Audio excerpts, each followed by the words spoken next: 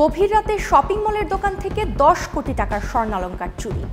Shopping মলের jewellery দোকান থেকে 500 ভরি স্বর্ণালংকার চুরি। রাজধানীর মালিবাগের একটি শপিং মলের জুয়েলারি দোকান থেকে প্রায় 500 ভরি স্বর্ণালংকার চুরির অভিযোগ পাওয়া গেছে।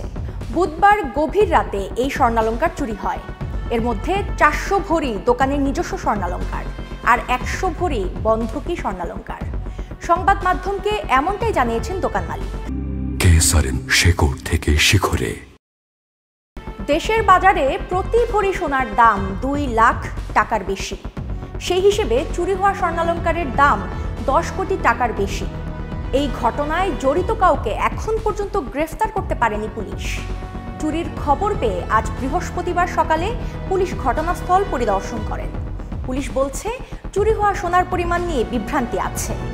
রমনা থানার ভারপ্রাপ্ত কর্মকর্তা গোলাম ফারুক বলেন, মালিবাগের ফরচুন শপিং মলের দ্বিতীয় তলায় শম্পা জুয়েলার্স, এই দোকান থেকে 500 ভরি স্বর্ণালংকার চুরি হয়েছে বলে দোকান মালিকের অভিযোগ। ধারণা করা হচ্ছে রাত 3:10 দিকে শপিং মলের পেছনের তৃতীয় তলার জানালার গ্রিল ভেঙে চোর শপিং মলের ভেতরে ঢোকে।